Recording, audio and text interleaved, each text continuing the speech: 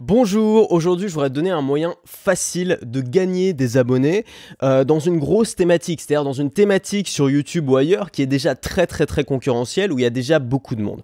Alors là j'ai deux peluches, si tu me regardes sur YouTube, il y en a une grosse qui est un panda que j'ai acheté quand j'étais à l'aéroport de Canton. Je me suis retrouvé bloqué 48 heures dans cet aéroport, c'était l'enfer, et c'est ce gros panda qui m'a accompagné. Et de l'autre côté, on va l'appeler Pimpin, on va l'appeler Coin plutôt, c'est un petit canard que j'ai acheté à la suite de ma deuxième conférence qui s'appelait Les avantages d'être le vilain petit canard. C'est un petit canard qui pleure et je me suis dit que ça allait être ma mascotte quand j'allais voyager. Finalement, ces deux peluches, elles sont bien sympathiques toutes les deux, mais elles ont une différence, tu la vois, c'est la taille. Et de la même manière, toi, si tu débutes sur YouTube ou ailleurs, tu vas avoir une différence avec les gros de ta thématique, ça va être la taille. C'est que tu vas arriver, tu vas être tout petit, et tu vas te dire, je vais concurrencer ces gros-là, je vais les exploser, un peu comme un lion qui arriverait sur le territoire de chasse d'un autre lion, et qui se dirait, je vais tous les bouffer et je vais prendre le territoire. Évidemment, c'est pas si simple. Tu peux être très talentueux, tu peux avoir plein de bonnes idées, c'est pas si simple, mais c'est malgré tout possible, et je vais te montrer comment. Que font la plupart des gens? Que font la plupart des gens qui arrivent sur YouTube dans une grosse thématique, donc une thématique, donc nous on parle de thématique où on apprend des choses aux gens. Donc ça peut être par exemple, je sais pas, la musique, l'art, ça peut être, je sais pas, le développement personnel ou le business, qui sont des grosses thématiques sur YouTube. Toi t'arrives, t'es tout petit, et tu dis j'arrive, je vais tous les bouffer. Qu'est-ce que font les gens quand ils veulent faire ça? La première chose qu'on va faire, et c'est naturel, c'est normal, c'est qu'on va regarder ce que font les gros, et on va dire, si eux ils font ça et qu'ils sont si gros, c'est que ça doit marcher. Donc je vais faire exactement la même chose. Et ça tu le vois, on a 2 milliards qui font des petites vidéos que personne ne verra jamais. Bon t'as 2 milliards de petits canards, et t'as 5 gros pandas. Et les 2 milliards de petits canards font exactement la même chose que le gros panda. Donc faire la même chose, ça sert à rien, parce que nous forcément, on arrive... on n'a pas l'expérience, on n'a pas les moyens, on n'a pas l'audience, l'attraction que vont avoir les gros, et donc comment tu veux qu'on arrive à les concurrencer? On arrive, on n'a rien, tu vois, et l'expérience c'est quand même quelque chose qui a une certaine valeur. Ou alors on va essayer de faire mieux, c'est-à-dire qu'on va se dire ouais je vais les exploser et tout en mode combattant, et puis finalement on se rend compte que on fait pas le poids par rapport au lion qui est là depuis des années, qui connaît par cœur son terrain de chasse, qui a sa horde de lionnes autour de lui pour le défendre. Bref, ça va être extrêmement compliqué. Donc l'astuce, la question à se poser, la vraie question à se poser, et c'est aussi une question à se poser quand tu es une startup et que tu veux concurrencer les gros marchés, c'est pas comment faire comme les gros, c'est même pas comment faire comme les gros en mieux, c'est qu'est-ce que les gros ne peuvent pas faire. Qu'est-ce que les gros de mathématiques ne peuvent pas faire? En l'occurrence, ce gros panda, qu'est-ce qu'il peut pas faire? Il peut pas passer par un petit trou de souris, alors que lui, il peut. Et donc, la question à se poser, c'est qu'est-ce que les gros ne peuvent pas faire? Il y a une chose que les gros ne peuvent pas faire sur YouTube ou ailleurs, ou dans n'importe quelle plateforme de création de contenu, c'est être spécifique. C'est être spécifique, c'est-à-dire à s'adresser à des marchés très ciblés, s'adresser à des gens très ciblés. Pourquoi les gros ne peuvent pas le faire? Parce que les gros, ils ont plein de gens qui les suivent. Qu'est-ce que ça veut dire? Ça veut dire que tu vas avoir la ménagère de moins de 50 ans, tu vas avoir le vieillard, tu vas avoir le petit jeune, tu vas avoir 50 000 personnes qui ont des goûts différents. Et donc, je sais pas, si tu fais par exemple une thématique, si ta thématique c'est comment apprendre le piano, ça va être compliqué de faire, je sais pas, de faire une vidéo, par exemple, comment apprendre le piano quand on a de petites mains. Je dis n'importe quoi, tu vois, mais comment apprendre le piano quand on a de petites mains? Parce que, il y a sûrement les 3/4 de ton audience qui est pas du tout concernée par ça, et donc tu vas perdre ton audience. Donc les gros, ce dont les gros ont le plus peur, c'est de perdre leur audience, c'est de perdre les gens qui les suivent, et le meilleur moyen de perdre ton audience, c'est d'arrêter de leur parler, c'est-à-dire de parler à d'autres gens. Et donc les gros ne peuvent pas se permettre d'être spécifiques, c'est-à-dire de parler à un seul type de personne, parce que s'ils le font, ils risquent de perdre les autres. Donc qu'est-ce qu'il va faire le gros qui a cette thématique sur le piano? Il va faire que des vidéos sur comment apprendre le piano niveau 2, comment apprendre le piano niveau 3, comment apprendre éventuellement un jour il va dire comment apprendre le synthé, tu vois, mais ça va pas aller très loin, ça va toujours tourner autour de la thématique globale. Moi ce que je voudrais te montrer, c'est que t'es Coin le petit canard, et tu peux rentrer dans le trou de souris et tu peux faire ta place grâce à ça dans la grosse thématique. C'est-à-dire que tu peux arriver au niveau du panda dans la même thématique, c'est-à-dire sans avoir à être dans une micro-niche, tu vois, en restant dans une thématique globale, mais simplement en prenant le temps de faire ce que le gros ne peut pas faire, c'est-à-dire être spécifique, c'est-à-dire aller chercher les gens là où ils sont, rentrer dans chaque petit trou de souris et ramener la souris qui est au fond. Donc ce que tu vas faire, c'est que tu vas faire une série de vidéos ou une série d'articles de blog ou une série de podcasts, peu importe la plateforme que tu utilises, en ciblant à chaque fois des gens que les gros ne peuvent pas se permettre de cibler. Donc je vais te donner des exemples. L'idée c'est d'avoir un message global, donc d'avoir une discipline, c'est-à-dire par exemple si tu apprends le piano, bah, ton message ça peut être apprendre le piano sans avoir besoin de lire une partition ou sans solfège ou sans je ne sais quoi, tu vois. Ça va être ton message global et tu vas décliner ce message pour toutes les sous-thématiques, pour toutes les cibles qui pourraient être intéressées par ce que tu fais. Je vais te donner plusieurs exemples. Si justement tu es dans apprendre le piano. Apprendre le piano, c'est une des thématiques les plus grosses sur YouTube. On s'en rend pas compte quand on s'y intéresse pas, mais quand on s'y intéresse, moi je me suis intéressé là depuis peu parce que je m'y suis mis, et je me suis rendu compte qu'il y avait des vidéos qui faisaient littéralement des millions de vues, tu vois. Donc c'est carrément du Cyprien ou du Norman pour des vidéos simplement sur apprendre le piano. Et c'est des vidéos évidemment qui sont très très bien parce que les profs sont souvent excellents. Il n'y a pas de secret, tu vois. Si tu veux faire des millions de vues, faut être bon, mais qui sont pas du tout spécifiques. C'est-à-dire que ça s'adresse vraiment à tout le monde. Donc c'est des vidéos souvent pour les débutants, pour démarrer, mais pour tous les débutants, peu importe leurs particularités, peu importe leurs envies. Maintenant, imaginons, tu fais des vidéos sur le piano et tu fais une série de 15 ou de 30 ou de 50 ou de 100 vidéos où à chaque fois, le titre, ça va être la même chose, ça va être apprendre à jouer X au piano. Comment jouer X au piano. Par exemple, comment jouer Lettre à Élise au piano. Bon, ça, c'est un des trucs les plus connus, tu vois.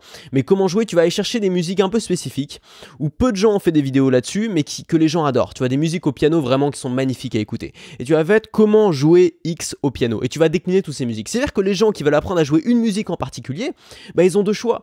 Soit ils vont voir le gros panda et ils vont se taper les 14 cours de piano pour apprendre à jouer normalement jusqu'à être capable de lire la partition pour jouer leur musique. Soit ils vont directement voir Coin Coin. C'est nul ce nom, hein, je suis désolé, j'aurais dû ça c'est partie des trucs que je devrais écrire à l'avance parce que je suis pas bon pour ça. Soit ils vont aller voir le petit canard. Et ils vont directement apprendre à jouer la musique qu'ils ont envie de jouer. Et ensuite, ils vont rester chez lui. C'est-à-dire que quand tu vas rester, évidemment, après ton boulot, c'est de faire du contenu de qualité, de faire de bons argumentaires pour faire en sorte que les gens restent, que les gens partent pas dès qu'ils ont eu ce qu'ils voulaient, tu vois. Si t'es dans le dessin, par exemple, le dessin, très grosse thématique sur YouTube, bah pareil, tu peux le décliner. Par exemple, au lieu de faire comment apprendre le dessin, ce qui sert à rien, parce qu'il y a déjà 50 000 personnes qui ont fait une vidéo comme ça, il y a des gens qui sont déjà énormes dans ces thématiques-là, tu vas mettre un chien, comment dessiner un chat, comment dessiner un visage, comment dessiner un nez, comment dessiner des oreilles. Il y a 1 milliard de trucs que tu peux faire. Tu as des idées de vidéos pour toute ta vie avec ça. Et l'avantage, c'est que les gens qui ont envie de dessiner uniquement des chevaux ou qui ont envie de commencer par ça, c'est ta vidéo qu'ils vont regarder. C'est pas la vidéo du mec qui parle de comment apprendre le dessin. Parce qu'ils vont chercher une réponse spécifique à leurs questions. Tu vas pouvoir cibler plusieurs corps de métier.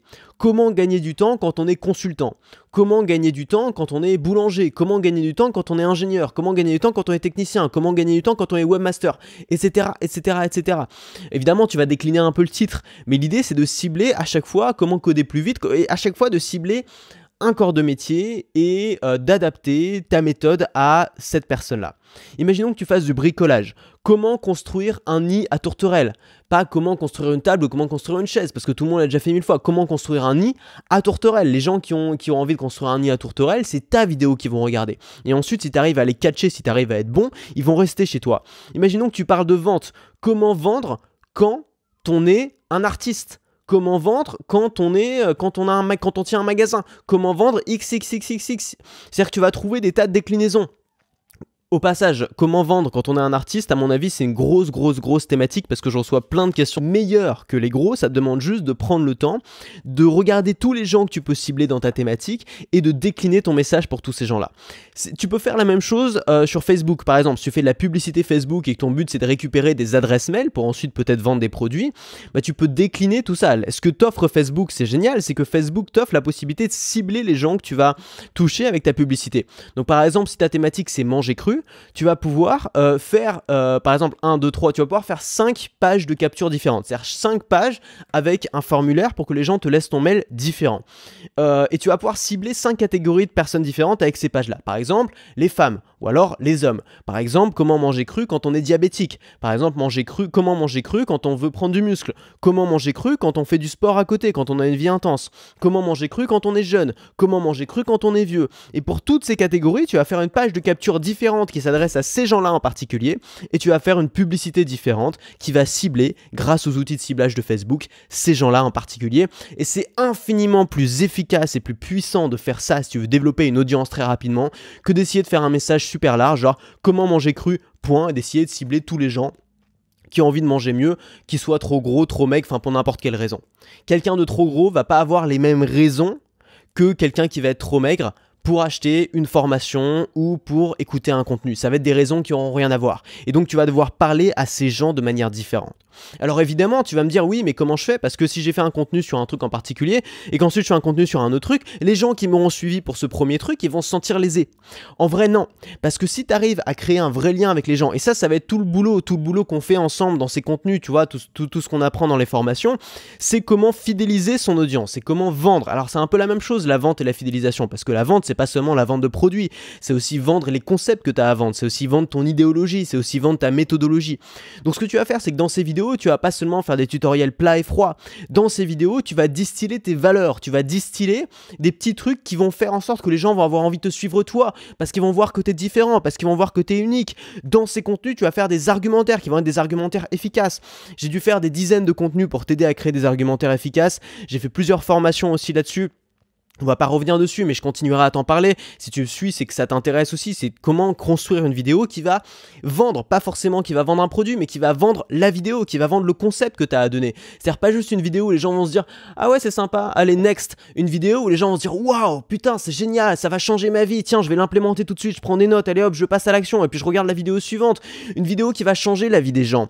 Et puis des contenus qui vont aussi être faits pour capturer les mails des gens. Parce que quand tu vas pouvoir capturer les mails ou capturer un moyen de contacter les gens ensuite, tu vas pouvoir conserver une relation avec eux. Donc le but, une fois évidemment que tu auras fait tous ces points d'entrée différents vers ta chaîne, ça va être de faire en sorte d'avoir un message qui parle à tous tes abonnés, un message qui est fort, avec des valeurs qui sont importantes, et de faire en sorte de pouvoir recontacter ces gens pour les fidéliser.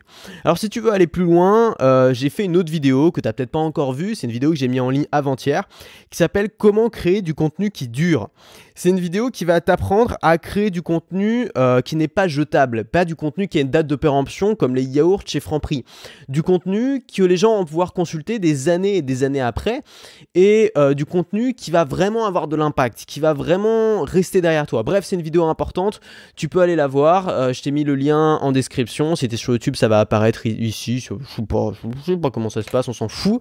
Et moi je te dis à très vite pour la prochaine vidéo. Il faut que je trouve encore des accessoires parce que je commence à arriver à bout là.